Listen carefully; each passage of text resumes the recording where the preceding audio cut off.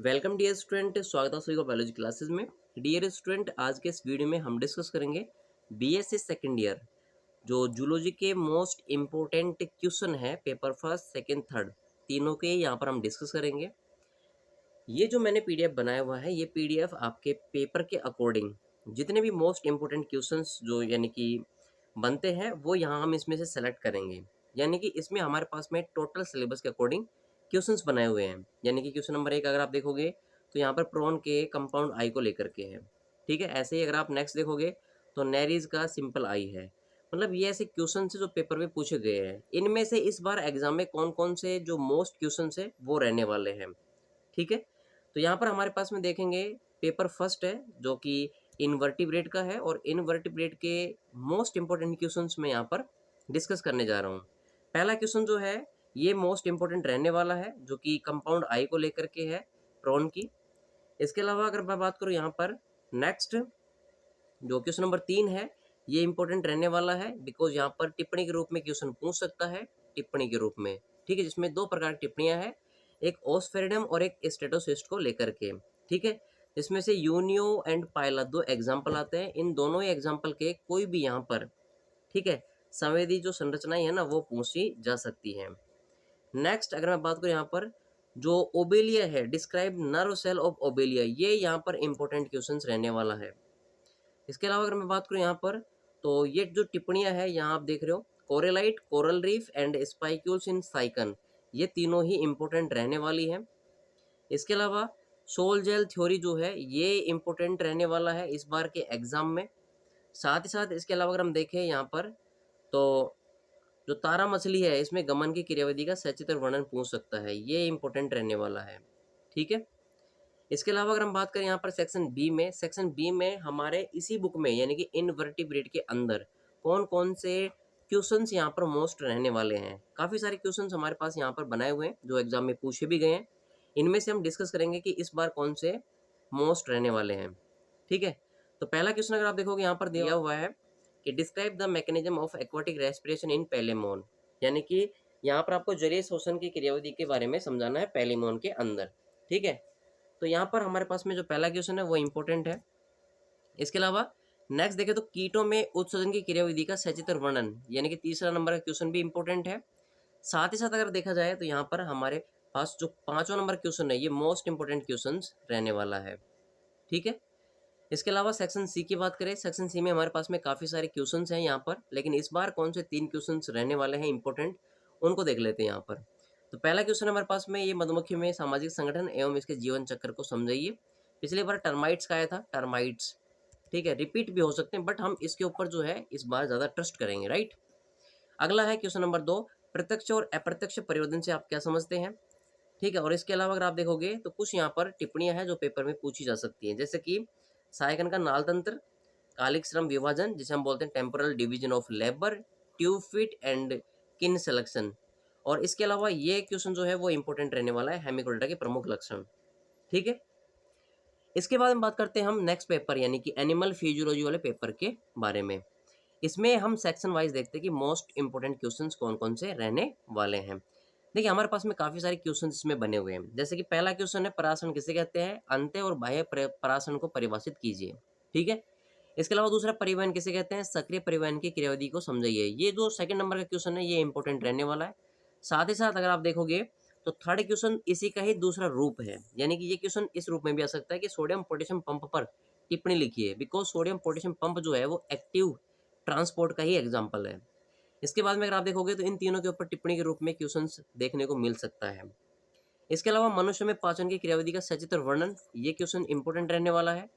इसके अलावा अगर आप देखोगे तो यहाँ पर एचसीएल अम्ल जो है उसका श्रवण कैसे होता है और इसके कार्य के बारे में समझाना है। ठीक है, अगला क्वेश्चन है इंपॉर्टेंट, ये है रक्त के संगठन और कार्यों का वर्णन कीजिए। साथ ही साथ अगर आप देखोगे तो ये हृदय की बाह्य संरचना का सचित्र वर्णन कीजिए, जिसमें से आपको टिप्पणी यहाँ पर देखने को मिल सकती है ये वाली सेक्शन ए में, हृदय चक्र, दोहरा परिसंचरण, रक्तदाब और जो हीट कंजर्वेशन होता है उसके बारे में। श्वसन किसे कहते हैं, इसके जो दोनों स्टेप्स हैं करना है। यहाँ पर इंपॉर्टेंट रहेगा गैस एक्सचेंज, साथ साथ O2 और CO2 का ट्रांसपोर्ट कैसे होता है। ठीक है, यानी कि ये दोनों क्वेश्चन जो है वो इंपॉर्टेंट रहने वाला है इस बार। इसके अलावा अगर हम देखें तो किडनी जो है ये वाला क्वेश्चन इंपॉर्टेंट है, और साथ ही ये जो टिप्पणियां हैं ये भी इंपॉर्टेंट है सेक्शन ए के अंदर।